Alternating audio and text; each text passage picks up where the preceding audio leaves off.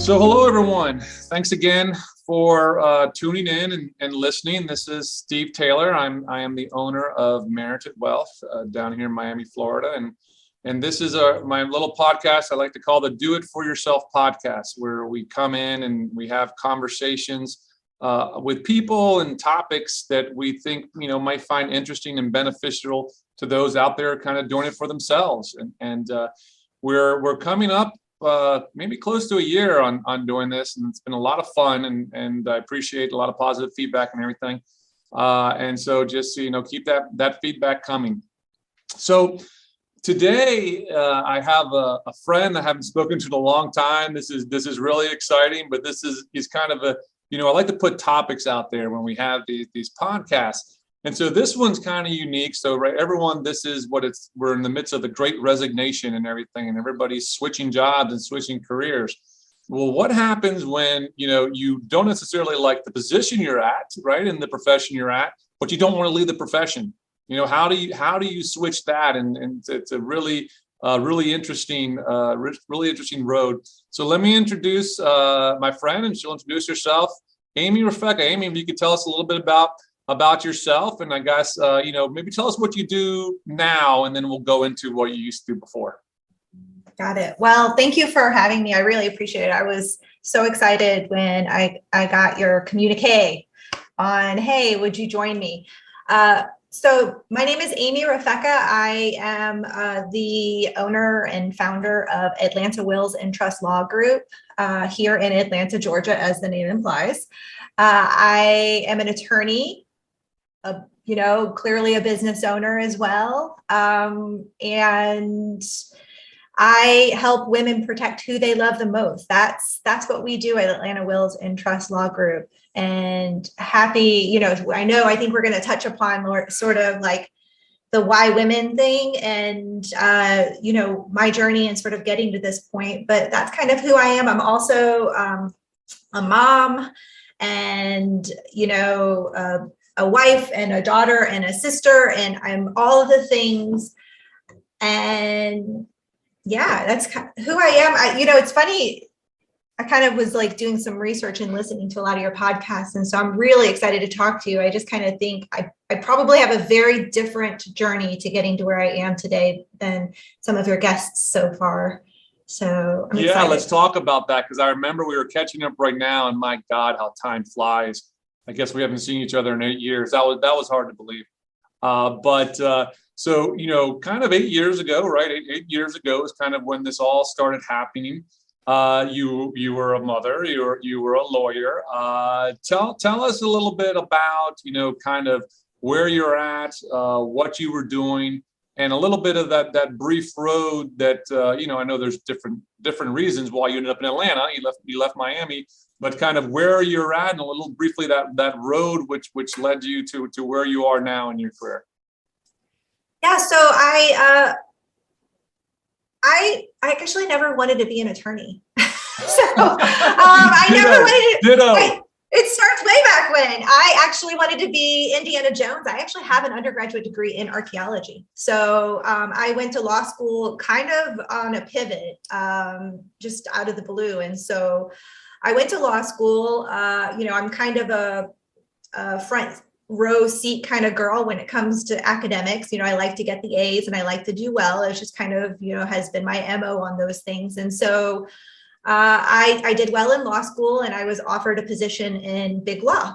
And I went into, a bigger law firm, right? And what we call in the legal industry, Big Law, right? Multiple offices, multiple attorneys in those offices, handles large cases. And I spent, a good solid, I think it was 4 or 5 years there. The exact dates, sometimes, it's been so long, but good solid 4 or 5 years there. I had both of my children at that law firm. There's a lot of reputational things about being in Big Law, in terms of like, it was soothing to my ego.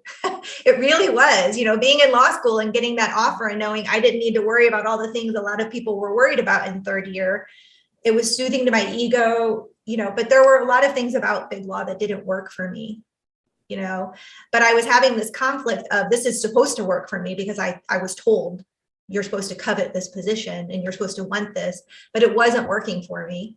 I don't know that. How long did that take you, Amy? How long did that take you to feel that wasn't working for you? Probably my first kid. And it wasn't because I had a child and I wanted something different in a lifestyle, to be honest. It was because I noticed around me, I felt others began to view me differently now that I was a mother. We're having, a certain level of expectation of, are you going to quit? Like, are you going, you must want something different now because you're a mother, and so and there was a lot wrapped up in there, and maybe it was some perception I was having versus reality. I don't know. But I also would watch some of the partners in the leadership. There were, of course, I think maybe out of all of the partners in the firm, maybe one or two were women. They were not married and did not have children. And so I just watched a lot of the partners' lifestyles, and I knew that wasn't for me. My particular sort of, they sort of silo you. You work for one partner generally, and the one I worked with, was a nice guy, great guy, but he was on the road 47 weeks out of the year. Wow. Traveling for work. And I looked at that and I was like, if that's partnership, I don't want it. And I was like, I just didn't want it. It's sexy. It sounds really sexy to fly all over the place for business. And I was representing massive automobile manufacturers, and it sounded really sexy, but I was like, that just doesn't feel like what I want. So I left that and I went in-house for an insurance company. And at first it was great. And then I realized, how many trials I was going to need to be ready for in any given week. And trial work is trial work. And if you've ever been a litigator and had to be on the spot ready for things, it's a lot of work. I mean, hats off to people who can keep doing that. It was not a lifestyle. It was not something I wanted again. So I looked around again and I was like, this is not working for me again. I actually was beginning to have some health issues because of the stress. Did you expect that? So that was, we'll call that kind of step one, right? From Big Law to in-house. I guess that was kind of planned. You saw all that trial work coming, right? You didn't know what a toll it would take on you. Yes. And I didn't know what a toll it would take. And then also it was sort of about 2007-08 time where, everyone was being more efficient with their money. And so the particular insurance company I worked for was being more efficient.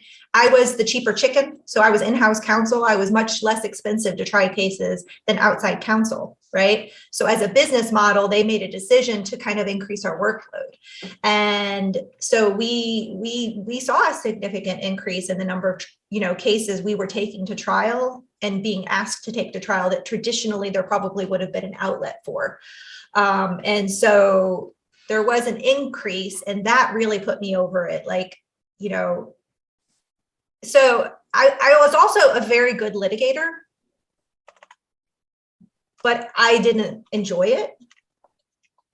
And so I have a golden rule that has come from all of that, which is just because you're good at something doesn't mean you need to keep doing it. Amen, Amy. I'm sorry. I'm taking notes here. I love cheaper chicken. I think we're going to name this going from the cheaper chicken to the big dog. I love that. I couldn't reiterate that more because, kind of your path kept you in the law, but my path took me out of the law. And it was really tough because I was a really good lawyer, but it didn't make me happy. So I cannot echo, what what you're saying more. So I love that. So you see, now you create this motto, your second time through this, you're like, I'm really good at it, but it doesn't mean I have to do it. So then where do you go? Where does your journey kind of and your thought process take you? Well, I'm not going to go too far down the road of how it happened. I will say just because it's a long, deep story, but I will say that one day I woke up and I was like, this can't continue. This nonstop litigation track. I mean, I litigated through, the hurricanes and the power being out everywhere in our neighborhoods, but the courthouse was still on. So I had to go to trial.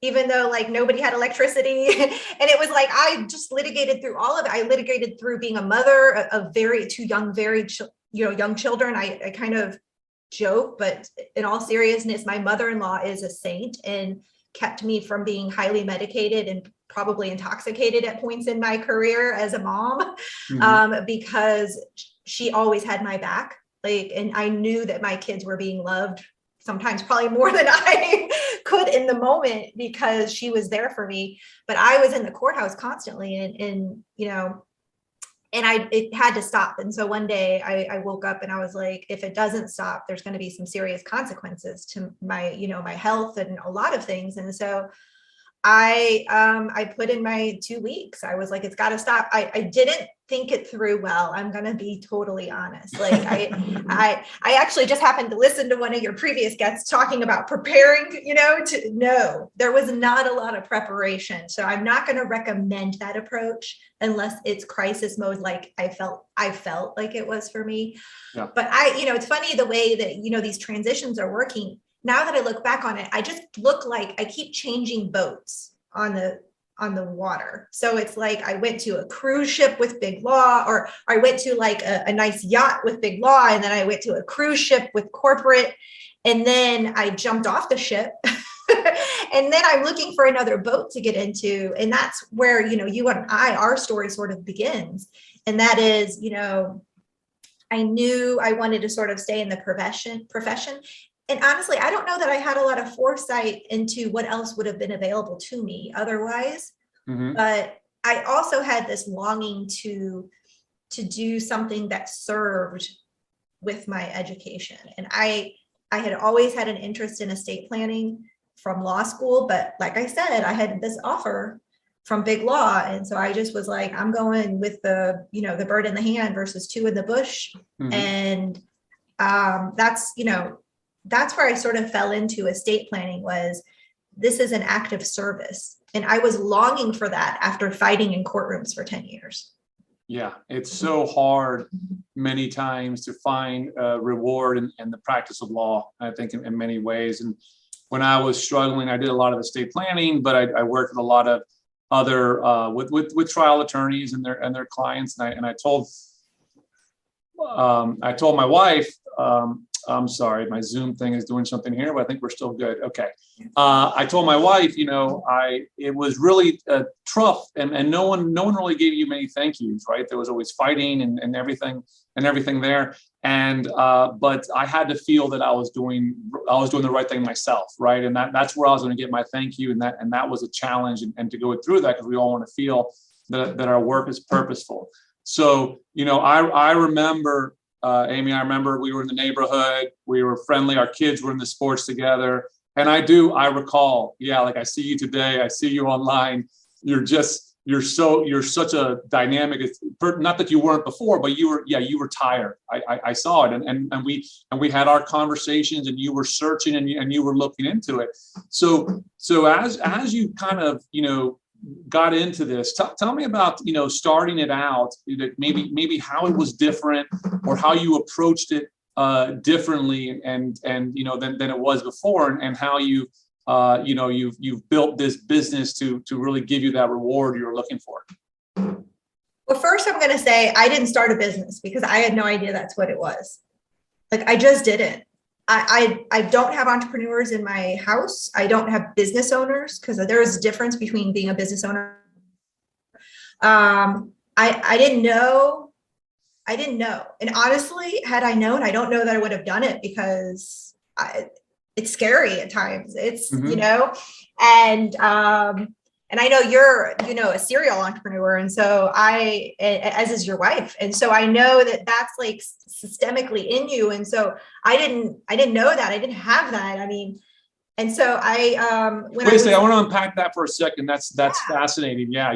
Because you didn't kind of know you were doing, and you're doing so well at it. So let me ask you this. What did you think you were doing? How did you think that it was just a different version, or it's wonderful that it worked out, but to get over that fear, and it's wonderful that you didn't think you were doing that because you didn't fear it. Then what did you think you were doing? I thought I was practicing law. Okay. So I thought I was practicing law. I thought I was, I don't know that I even stopped to think, what am I doing? Got it. Like, because I didn't understand marketing. I didn't understand, I didn't understand like setting goals, and I didn't understand, all the things that I know now and I do now. I didn't know that I didn't know. And I really I thought I was just changing practice areas of the same thing. Okay. And I had a bank account with an EIN number. I had done that. Okay. And it was really and I was like, I remember you and I had had a conversation, because I was like, do I go get my LLM? Because I know you have one. And you're like, I'm so thankful for that advice. You were like, no, unless you're going to do X, Y, and Z, it's not necessary, and you kind of talked me off the ledge of like, do I need to go back to school? It's the last thing I wanted to do. And I just thought I was practicing law, and so that's how it started, is I just started practicing law for myself. And you were in a new town as well, because your husband's job got you guys transferred. So that was a big change. So you were going into something new in a new town, right? Where I don't know if you knew many people there prior or anything. Yeah, no. So like walk through the first, couple years there and kind of figuring this out. Well, a few things. So I always like to say I started the firm in Miami. Because I did technically, if you go look at my EIN registration, I did technically start it down there. But I did not become a business owner until Atlanta, right? I did not do that. So what happened really was, I actually think it was a gift that I moved to Atlanta, to a new place, because I was struggling seeing myself as anything other than a litigator in Miami. So and I thought to myself, everyone knows me as that. They're not what are they going to want me to do their estate planning? They're going to say, what does she know about estate planning? And probably on some level that was true, because I was still learning estate planning. I was practicing it. I was deep diving on it. I mean, like I said, I like to be the person in the front row that knows everything in class. And so I really did study it hard. But I had an imposter syndrome about it, of course, because people know me as a litigator down there. And so I got a chance to sort of reinvent myself when I moved to Atlanta. And so nobody knew me as a litigator down there. And so I was an estate planning attorney when I showed up in Atlanta. And from that point forward, unless I told them I was a litigator in a previous life, right, a recovering litigator, as we like to joke, they didn't even know that about me. I'm now going on X number of year attorney, and I'm an estate planning attorney. I didn't purposefully try to mislead people at all, but they certainly knew me from day one up here as an estate planner, and I loved that. So that's huge. That was a gift. Yeah, that's really a gift. And I can't tell you that when I moved from being a lawyer to a wealth manager, I thought it would be easy, that people knew, liked, and respected me as an attorney, that it'd be the same as the wealth manager. I could not have been more wrong. Everyone saw me as an attorney, and that took me multiple years to get over that. And only just in the last few years, I think, finally through it. But that's very interesting. And I think that's a great point for anybody that, like, if you stay in the same profession, whatever it is, that if you're going to make this move, you got to go out there right away and tell everybody, this is what I do now. That is not me, or else it kind of, it bleeds over. But that's a great point. So you're in Atlanta, you're an estate planning attorney, and you're enjoying it, and you're running with it, and you're figuring it out. Yeah. So, but I'm not licensed up here. Okay. Because there's no reciprocal agreement. Florida reciprocates with no one, right? And so it plays nice with no one. So I actually had to take the bar exam when I got here. Oh my gosh. I actually told my husband, I was like, you do this to me again, it's grounds for divorce, and I will take you to the cleaners. So I had to take that. Now thankfully it was a one-day exam, but, and it was multiple choice, I had to take the essay portion, if I'm not mistaken. And so I had to prepare to take bar exam. So meanwhile, what I did was, you mentioned my marketing before. I had one person on LinkedIn that was from Atlanta. And I don't even remember how I linked in with this gentleman, but he happened to be in Roswell of all places. And so I went on my LinkedIn and I messaged him and said, can I meet you for lunch? And he said yes. And I met him. Great guy. He is just one of these giving folks, very much very much like you when I approached you, and you were very giving, which for me and my experience with the attorneys in our industry, and I was a litigator, so I was constantly fighting with other attorneys. I didn't know a lot about the soft side of attorneys and the giving side of attorneys. I know so much more now, but back then my thoughts around attorneys were, they're constantly trying to get one over on you, because that's all I lived for 10 years. So, Jim Swain is, the gentleman I reached out to, and he said, why don't you come do some stuff for me? You can't be an attorney for me because you're not licensed here in Georgia, but you could do some stuff for me. I ended up doing some marketing for him. So I ended up learning sort of like the ropes of presentations and doing them for him, and doing some other things related to marketing, writing some copy for him, until I became licensed. And he does estate planning, but his main focus is more elder law. And so, and right about at the same time, I lost my grandmother. And my grandfather. There were a lot of things going on with him, and he needed some elder law planning. And so that's what I did. I literally just knocked on someone's door, so to speak, in Atlanta, introduced myself, and I said, I'm an estate planner, but I'm not licensed here yet. I just literally just wanted to introduce myself to you. And he sort of invited me in and said, hey, do you want to do this for me while you're sitting there waiting to get your license? And I was like, sure. That's awesome. That's awesome. So where we've connected a little through emails, and we see each other a little online. And I mean, I see you online, and your marketing, you're just killing it, right? Atlanta wills and estates. I think you did this a few years before. You have this wonderful like hero picture of yourself and all that, the graphic design and all that different stuff.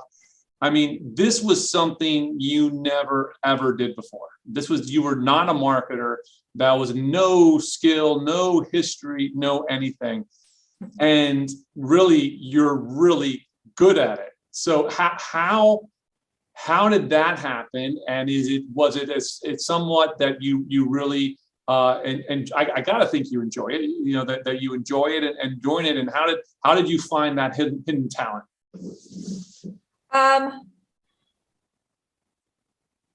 Again, I learned to be a business owner up here in Atlanta. So I also was like instinctively, like, there are things that I don't know that I need to go learn. And I started basically getting curious in learning. And so, I've learned in programs that have helped me, and I've learned from books, and I'm a, incessant podcast listener, and all I do. And, I knew marketing needed to happen, because I knew marketing is what brought people in. That's something that I very much learned in this journey of I'm going to close my door real quick. Sure, Get loud with it. Hold on. So I learned very quickly that marketing was important. How I realized I was good at it was I needed to get a message out. Like I tried to hire other people to do things for me, and they couldn't get out what I needed to get out. I just became very good at understanding what the problem was of the person that was sitting in front of me. Not so much the problem, but what's the pain point that they're coming. People don't show up at our doorsteps as business owners because they got it all figured out. They show up because something inside hurts, and they think you have a solution to, fixing their hurt. And I was really kind of good at identifying that about the people I wanted to show up at my doorstep. And I think that's it. And I love doing it. I think that's another thing. Mm-hmm. There's several aspects of every business, no matter what kind of business you're in, right? there are parts of every single business, whether you're Nike or me, and they're all the same parts, just they might look different. And marketing was a part of the business and is still part of the business that I love being in. I love that's wonderful. That's so insightful. You said you had a message you wanted to get across. What was that message? What was that? Maybe what was that original message? And has your message changed? So my original message was that, as I mentioned, right when I moved to Atlanta was right when my grandfather was experiencing some things that needed help. And so personally, I was going through this process where it was so, despite the fact that I grew up in a household which was unusual to talk about death. Like I grew up in a household where we openly discussed death. Mm-hmm. My family is from Missouri. There is this old house in a town in Missouri that's a funeral home that everyone has their funeral in. And then there's a little white church on a hill in a small town in Missouri where everyone is buried. And it's like a potluck family reunion if someone dies. And it's not a scary thing. And I didn't realize that was unusual, right? But what happened was everybody remembers the conversation at the dinner table differently about what's supposed to happen when someone dies.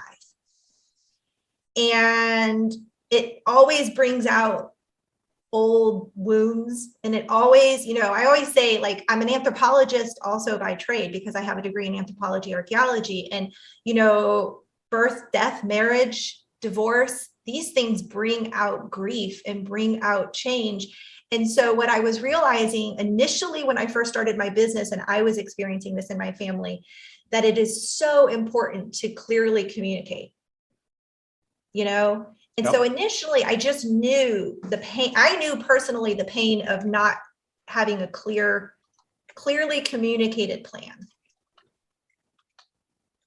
And so that's where it started. Where it went was I realized from my own world too, that women are much more likely not to want to express exactly what they want because very traditionally in roles that we have taken, we're the caregivers, we're the ones that, put others first. And we don't always voice what we want and we need, That's fascinating. That's really, really insightful, Amy. I think that's maybe one of your gifts to kind of figure that out, so quickly and all the like. That's something I've seen for years. And I remember many times in the estate planning, maybe it would be the male, the husband, in the room would dominate the conversation. The wife weren't saying that much. And then what I started to see was in the event of some untimely deaths, I would see the wife come in and say, hey, all this plan we had together, this wasn't what I wanted. This is what he put. I'm going to blow this up. And I remember sitting there, I remember one was very memorable because I'm like, wow, you're going to create estate taxes here where previously there would not be. And she's like, I don't care. Right. This was not it. This was not it. And so that was a big thing when I came in, I would do it a lot in my estate planning, but also in my wealth management. I said, we're going to have these conversations. The husband would show up. I'm like, your wife has to come. Mm-hmm. She has to be here. We have to have the conversation. We're going to have the difficult conversation. And if they don't, then honestly, I can't really help you because, they're really, it's not, I'm not getting both sides. So, I mean, that's great. And that's spot on. Right. And that's, I don't know if it's just based on the sex or maybe culturally, your culture was very open to talk about it, but maybe that's in general. So then you notice this, it's basically a need. You identified a need for women to be able to speak more openly and communicate better about this. So then tell me a little bit, you mentioned where you're focused on. I love it. You're such a good marketer. Even your introduction, you gave me your little tagline. Talk a little bit about where it is today or the practice is today and that focus you have on women. Yeah, well, I'm going to put out there right now, it was very scary to focus on, to do my marketing, to say women, I want to help women who protect who they love the most. I even had conversations with my husband about it. I remember a conversation, we were on our way to I think it was a baseball game for my son. And he's like, why women? You're excluding half the market. And I'm like, no. Let me explain to you, and so I had to go through this whole thing. And I was like, listen, statistically, you're going to die first. Statistically, you're going to use more money because, you're going to use some money up, and then I'm going to be left with less money. Statistically, I'm going to know less about money. Let me just, and statistically, I'm going to caregive for those below, beside, and above me, and maybe even some of your family along the way. And so it's more important that actually I drive the estate plan than you, on a statistical level. And he was like, oh, okay, and he started to get it. And so where I am now with it is I always say, like, I love men. I married one. I help men all the time. It's not that I don't want a man to walk through my door, but just like you just said, you better be prepared to have, your significant other, whether it's an unmarried partner that you've created a life with, or a wife, you better have an equal say. You better equally show up to the conversation, or I'm going to push a piece of paper across the table at you and give you 2 names of somebody else to go to, because it's, I can't help you unless you're willing to do that. And I think a lot of people, men included, are attracted to that. And it's because deep down, I have found that many of the husbands or the fathers are really worried about when they die. They're really worried about what position they're going to leave their wife and their daughters in. And at least the men that I've worked with have expressed a desire to make sure, and some people might be offended by that. Oh, it's like this protective male instinct. I'm not offended by it, because when they're showing up to the table to sit with me, and these men are like, yeah, I've done our taxes our entire life. I do all of our investments. And I can look at them in the eye and say, what the hell is going to happen the day after you die? You need to create relationships now with people, and you need to get your significant other to the table. And it's okay. A lot of times the women that I work with, they don't want to sit there and do all of the same things that their husband is doing. They're very okay with doing other things, or they might want to get involved. But the fact is they need to know, they don't need to walk in my office with, Publix bags full of paperwork that they have no idea what the heck it is the day after someone passes away, because they don't even, know how to get the money from where. Yep. I see it all the time. Yeah. And you so nailed it. And it's kind of, not only do you need to bring the wife to the table, and like, when should it be? It should be right away, right? The sooner, the better. They have to do it right away. And I'll tell you, many times, the smart man and the one that's you nailed, the communication issue. It's that, yes, I love providing, I love taking care of, but what I'm nervous about is that when that time comes, are they going to understand what to do? And many people don't articulate that. And that when the spouse, the wife, or the unmarried, relationship comes to the table and starts getting more involved, more knowledgeable, for the men listening to men out, it will make you more comfortable. Because you'll know you've really done your job. And right, it's not about, I think you nailed it, it's not about the spouses or the wives knowing what to do. It's like, who do you go to talk about it, to help you and have this good idea, right? Yeah. Of where everything is. Because there's so many stories of the wives that they didn't know where the bank accounts were, right? They couldn't access anything, and it's so detrimental, and it's not. Yeah. And you've got to talk about that. It's all communication, and you just nailed it. And it's that's exactly the importance. Well, and I will say this right now, more and more households are coming to me where the woman is the bread earner, or a higher wage earner, has more significant assets either coming into the marriage potentially, and then I work with a lot of women who are not married and don't have children. And what I saw, that's a more recent thing, because I saw in the estate planning industry that there's all these beautiful pictures on these websites of families with kids and all these things. But no one was telling that sector, you need estate planning too. And there's a path forward that doesn't necessarily include, oh, well, just let your kid take the agent role, let your kid be the executor. And these women didn't want to didn't want to ask their siblings because their siblings are their generation. And so I work with a lot of women who are C-suite executives and above that truly just didn't feel like they had a place to land when it came to estate planning, that where they were, these are highly educated, highly articulate women and highly successful, where they didn't have a safe place to ask questions. And to act, because I've found in those situations, those clients I have also, is that even though they are the more financially successful, but like I said, I find many times that they have the archetypal, well, I'm the spouse, I want to kind of take care of my husband and make them feel, like they're the lead of the head of the pack and everything. So they kind of feel bad and they don't know how to discuss that, right, with them without like somewhat underlying their manliness, so to speak, or anything like that. But they have to, and you really nail it. It's all about the communication and understanding, like in that example, like make sure the husband understands what's happening, make sure that he is appreciated and that his opinion is heard as well, right? So that, there is no right or wrong, right? When someone comes into your office, you're going to do an estate plan, I'm going to do a financial plan. There is no right or wrong.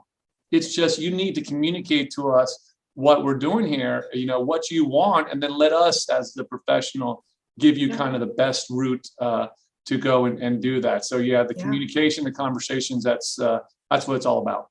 Yeah. And I think so, kind of back to the point of like the marketing, I think I wanted to make sure that was out there. I wanted to put that voice out there. And as a business owner, I at this point in my career and in my evolution, I call myself the speedboat now, because I can turn on a dime. Like, I'm not the cruise ship that needs to take a day to turn in harbor, and I'm not like a yacht that is waiting for the sailboat is waiting for the wind to pick up. Mm-hmm. I'm like a speedboat, and I'm at the helm, and I can control it, and I can turn on a dime. And so when my business needs to turn on a dime, like with COVID, I could do it. I could do it with my marketing. I could do it. It's still evolving. This year, I have a lot of things that are on the forefront. And of course, always. Like you, I have a couple. I'm sort of a serial entrepreneur in a sense too, because I've had to evolve, and I have kind of something else that I'm working on the side as well. And so it's just, I don't know. I just kind of feel like if you're not growing, you're dying. You opened the spigot, right? You were in the right. The spigot was closed. You were clogged, and you couldn't really figure what it is. And like you said before, and my wife and I had this conversation all the time. You said you wouldn't recommend to switch the way you did, right? You weren't really prepared.